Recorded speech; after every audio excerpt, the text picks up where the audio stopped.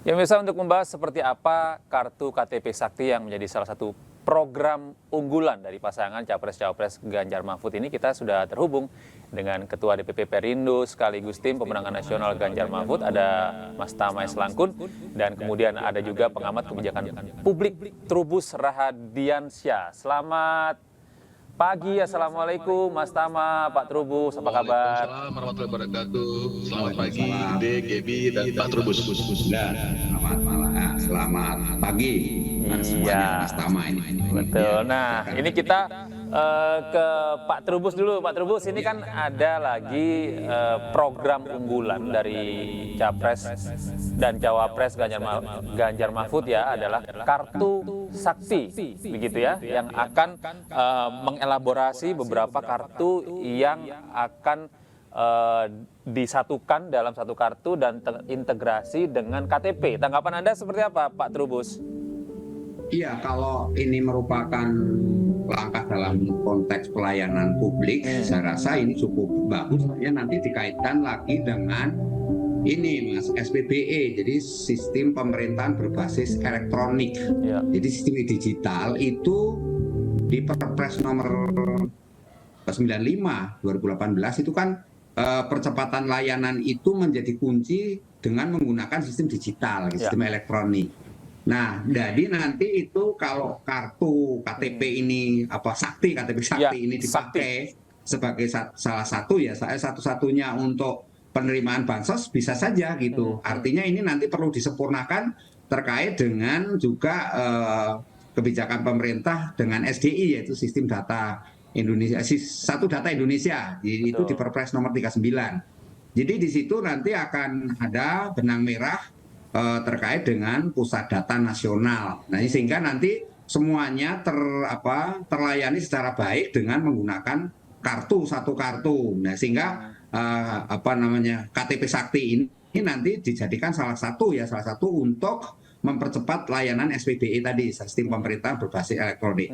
Yang kedua, memang selama ini persoalan kan ada di data ya mengenai bansos ini, sehingga nanti ini harus ada upaya sungguh-sungguh percepatan mengenai kebijakan satu data tadi. Jadi data yang terintegrasi, hanya masalahnya bagaimana kemudian data yang terkait ini harus bisa dipetakan ya. Saya berharap ini nanti ada pemetaan yang clear. Misalnya orang miskin itu kan ada dua, miskin dalam pengertian yang karena penghasilannya itu di bawah 17.000 itu anggap miskin. Tapi kita ada mengenal lagi namanya kemiskinan ekstrim, itu di bawah 10.000. Ya. Jadi ini yang harus ditegaskan, kalau bisa kartu Sakti itu nanti dipakai baik untuk miskin maupun yang ekstrim, tapi yang ekstrim ini mendapatkan bantuan yang lebih gitu loh. Jadi ada lebih dari misalnya 2 kali lipat itu yang daripada yang miskin biasa misalnya. Jadi ini agar tidak menimbulkan kesan diskriminasi dan tepat sasaran begitu ya, menurut saya. Nanti Mas Taman nanti harus mengklirkan itu ya. Yang ketiga, menurut saya kebijakan terkait penggunaan KTP Sakti ini harus juga dikoordinasikan dengan data yang sudah ada dengan DTKS yang dikelola oleh Kementerian Sosial, karena selama ini kan persoalan dengan namanya bantuan bansos ini selalu ujung-ujungnya adalah data ya, data di mana kemudian kebijakan satu data pemerintah ini di bawah kan nggak jalan tuh. Jadi sehingga nanti bagaimana menggerakkan pemerintah daerah ya, terutama kepala daerah untuk punya political will yang sama ya, di mana kemudian mereka itu harus kewajiban selalu mengupdate datanya. Nah, jangan datanya juga nanti harus di cross check langsung. Ini kan persoalan klasik yang sejak pandemi Covid ya, itu belum ada baru ada upaya ya, tapi bagaimana menyempurnakan agar data itu betul-betul real time, itu jadi persoalan gitu ya, sehingga seringkali orang yang harusnya menerima malah tidak menerima, harusnya yang pokoknya tumpang tindih itulah. Jadi tidak tepat sasaran ini jadi problem kan gitu, sehingga saya berharap kartu Sakti ini akan menjadi tepat sasaran kalau bisa diintegrasikan dalam satu data, Mas, gitu. Baik. Ya, Pak Trubus, lalu tadi yang seperti Bapak sampaikan ada beberapa catatan yang perlu juga diperhatikan jika memang mau mengintegrasikan berbagai pelayanan atau fasilitas publik yang tadinya ada beberapa kartu akhirnya menjadi satu kartu. Lalu menurut Bapak untuk penerapan KTP Sakti ini hambatannya apa untuk bisa tepat sasaran dan yang tadi seperti Bapak sebutkan? Ya, mungkin sepertinya ada sedikit gangguan teknis ya di BB ya. Ini Iya, suaranya kecil banget ya. betul, kita ke Mas Tama sendiri. Mas Tama, Anda sebagai bagian dari Ya, ya. TPN menilai strategi yang cukup merupakan andalan begitu ya di TPN ini, kartu sakti ini akan seberapa efektif untuk meningkatkan elektoral dari pasangan Ganjar Mahfud nih?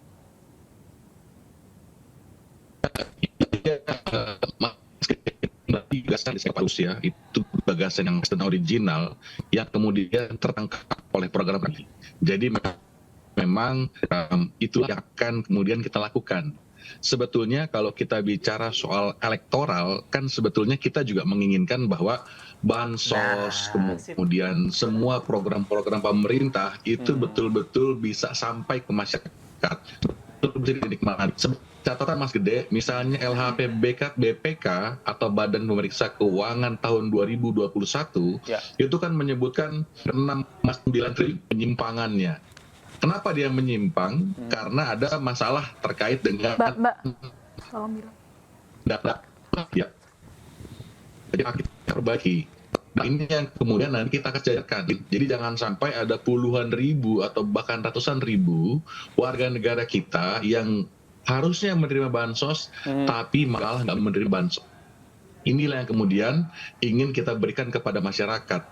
Jadi dalam program KTP Sakti ini, kita akan mengintegrasikan semua data-data yang ada. Data-data di kita sudah tersedia, tapi memang dalam konteks verifikasinya, pelaksanaan di lapangannya, ini masih banyak sekali kendala yang kita hadapi. Makanya kemudian, Kartu Sakti merupakan produk atau ujung dari ketunggalan data, program satu data, yang tentu saja ini akan dikoordinasikan Mas Gede dengan program-program berbasis elektronik yang ada di semua pemerintahan negara kita. Nah, ini yang kemudian kita juga harus jelaskan kepada masyarakat kalau kemudian ada klaim bahwa oh ternyata Mas Ganjar kalau terpilih nggak akan lanjutkan bansos, justru enggak. Tidak sama sekali. Kita meletakkan bansos itu sebagai hak dari masyarakat. Yang ini yang memang poinnya adalah dia harus sampai langsung kepada masyarakat. Jangan sampai dikorupsi, apalagi kemudian digunakan untuk alat kepentingan politik. Nah, ini juga salah satu yang kita antisipasi. Jadi, secara gagasan, program Kartu Sakti ini, dia akan menarik semua program-program yang sudah ada, bahkan kita akan scaling up, kita akan tambah. Tapi, dia harus tepat sasaran. Bahkan yang lebih ekstrim lagi, ke depan misalnya kita akan punya juga program 10 juta hunian, 10 juta perumahan, untuk misalnya pasangan muda, itu kan juga kita perlu lihat lagi datanya, betul apa enggak, bisa enggak itu sampai tepat sasaran. Nah, inilah kemudian menjadi salah satu program. Jadi juga nanti masyarakat tidak kebanyakan kartu di dompetnya, cukup pakai NIK aja, dia akan bisa mengakses semua layanan yang ada di negara kita, Mas Gede. Demikian, Mas Gede. Pak Trubus, Anda melihat sistem kartu ya, satu kartu untuk semua layanan begitu ya. Sebenarnya di negara-negara yang lain tentu saja sudah menerapkan hal ini, Pak Trubus ya. Dalam pandangan Anda, nantinya akan seperti apa efektivitasnya di Indonesia dan apa yang keuntungan yang didapatkan oleh warga negara ketika kartu sakti ini berjalan di tengah masyarakat? Iya, kalau dikaitkan dengan kebijakan SPBE ya, sistem pemerintahan berbasis elektronik, maka tentu ini kemanfaatannya memang lebih ini ya praktis ya, lebih praktis, efisien, efektif lah artinya gitu. Karena masyarakat nanti akan dengan mudah memperoleh bantuan sesuai dengan ketetapan yang dibuat oleh pemerintah. Hanya persoalannya kemudian ini kan tentu ada program, iya tentu jangka pendek, jangka menengah, jangka panjang ya. Kalau jangka pendeknya nanti mesti akan ada banyak tumpang tindih ini data Mas ini yang diproblem. Karena apa? Karena daerah itu seringkali data yang disampaikan itu adalah data yang belum diupdate juga gitu ya, data-data lama. Betul sekali. Nah, ini jadi problem di situ, dan ada mereka juga data itu ada yang disembunyikan, Mas, itu problemnya di situ. Jadi misalnya karena si A ini terpilih menjadi kepala daerah, maka dia hanya memasukkan orang-orang yang masuk di dalam kategori yang memilih. Nah, kalau yang bukan konstituennya itu nggak dimasukkan. Nah, itu seringkali seperti itu. Bahkan untuk memenuhi kuotanya itu dia masukkan juga PNS, TNI, ABRI juga dimasukkan Betul itu sekali. nama itu. Itu Betul jadi problem sekali. di kita. Karena itu kita Betul berharap sekali. dengan adanya satu data ini satu data melalui KTP ini, KTP Sakti lah apapun namanya, kartu Sakti atau kartu apa, nantinya itu bisa menyederhanakan sehingga masyarakat itu tidak bingung. Di satu sisi juga kepala daerah juga tidak semena-mena memperlakukan data itu gitu. Jadi ini yang harus didorong, terus harus dilakukan satu transformasi menuju pola pemikiran bahwa kita adalah layanan cepat gitu, layanan yang terbuka, transparan sebagaimana diamanahkan dalam SBBE itu sendiri. Nah, hanya persoalan yang lain menurut saya memang ego sektoral ini kan jadi problem ya, seringkali jadi ketidakikhlasan ya daerah untuk menyerahkan bahwa datanya orang-orang. Sekarang gini, seringkali data itu ditutupi karena dia ketakutan juga kalau yang dipimpin itu ternyata banyak miskinnya gitu ya, sehingga itu seringkali data miskin itu tidak jujur gitu, jadi tidak jujur disampaikan, itu banyak yang disembunyikan, apalagi kalau itu mengait dengan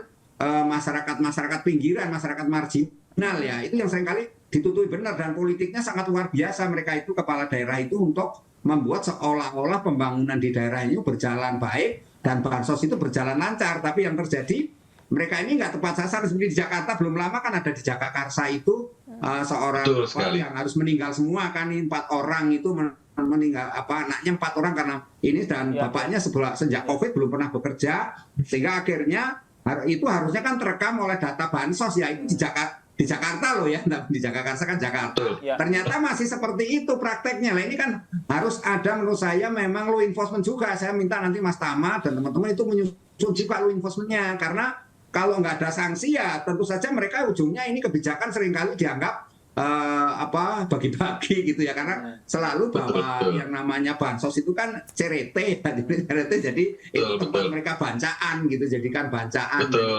Sudah ada pengakuan yang diproses secara hukum dulu oleh kasusnya Gatot Pujo itu, gubernur Sumatera Utara itu mengakui bahwa bansos itu dibagi-bagi gitu, anggaran bansos. Jadi ini proses-proses seperti ini di masa depan tidak akan terulang kembali kalau ya sistem digitalisasi ini berjalan dengan baik. Yang kedua menurut saya penting juga adalah membangun kesadaran masyarakat. Masyarakat juga harus partisipasi. Jadi partisipasi elektronik nantinya semuanya akan dikembangkan. Apalagi nanti kita sudah memiliki satelit Satria ya yang sudah dibeli itu, dan ini akan beroperasi aktif. Artinya nanti untuk wilayah 3T yang terluar, kemudian terisolir dan sebagainya, terdepan atau wilayah-wilayah perbatasan itu nanti bisa terjangkau semua. Ya. Nah ini tercover semua, Mas. Ini yang penting karena selama ini bansos kan kita orientasinya cuma di perkotaan, tapi ternyata di perkotaan juga masih banyak masalah seperti tadi di Jagakarsa ada yang meninggal karena kelaparan. Tetapi juga ada di wilayah perbatasan atau wilayah terluar ini juga nggak terjangkau. Sementara di satu sisi kita juga ada masyarakat yang masih hidupnya itu masih nomaden gitu ya, masih belum mencapai derajat sosial sebagaimana yang ada di kota. Karena memang ini menjadi problem di mana kemudian yang terakhir menurut saya edukasi kepada masyarakat ya. Karena memang masyarakat kita ini kan rata-rata pendidikan kan baru SMP Mas, seluruh Indonesia itu. Jadi rata itu. Nah ini apakah dengan sistem satu kartu ini mereka paham atau belum? Kalau nggak belum kan nanti jadi ujung-ujungnya malah ini bertengkar, kayak menjadi konflik di bawah karena mereka berebut bahwa data kartunya ini seolah sudah dapat, nanti kepengen dapat lagi gitu ya. Jadi dikarenakan berulang-ulang. Nah ini juga harus dihindari juga oleh elit-elit partai politik juga yang suka memainkan, karena di situ ingin mendapatkan dukungan suara kan, jadi memainkan program ini kemudian untuk kepentingan politisasinya juga. Setuju sekali ya Pak Trubus. Pak Trubus, ini kita beralih ke Mas Tama terlebih dahulu. Menurut Mas Tama bagaimana atas tanggapan yang tadi sudah disampaikan oleh Pak Trubus? Ditambah lagi juga berarti harapannya KTP Sakti ini bisa inklusif begitu ya untuk seluruh masyarakat Indonesia. Ditambah data juga mengatakan bahwa masih ada 20 jutaan penduduk Indonesia yang belum punya iktp. Ini supaya bisa inklusif, dan dari penjelasan Pak Trubus ini bagaimana menurut Mas Tama? Sekali. Iya, Gaby, program yang kemudian dibikin itu bukan kemudian tanpa data. Kalau kita bicara soal korupsinya, bansos itu pola korupsinya nggak banyak berubah. Dia Ya. gitu-gitu aja. Yang gede-gede memang sudah ditangkap, sudah dipenjara. Tapi yang terlupa itu adalah bagaimana membenahi datanya, satu. Yang kedua, bagaimana kemudian menerapkan sanksi-sanksinya.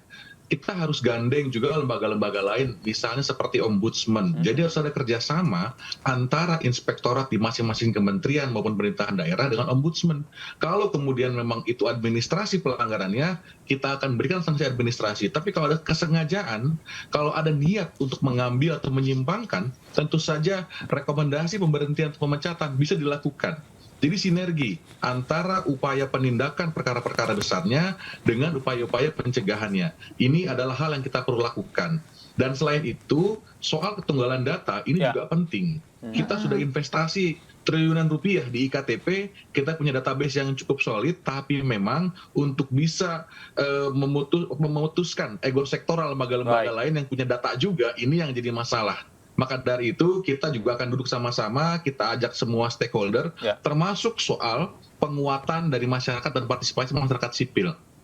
Makanya kita juga punya program lapor presiden, yang harapannya kalau ada penyimpangan lapor presiden, kita Bisa respon, langsung begitu ya. kita tindak. Jadi semuanya Baik. sinergi, tujuan dari kartu sakti tersebut bisa terlaksana untuk kesejahteraan masyarakat. Baik, terima Demikian kasih. Gaby dan Mas Gede. Ya, terima kasih banyak Mas Tama atas informasinya. Tadi juga ada Pak Trubus. Terima kasih sudah bergabung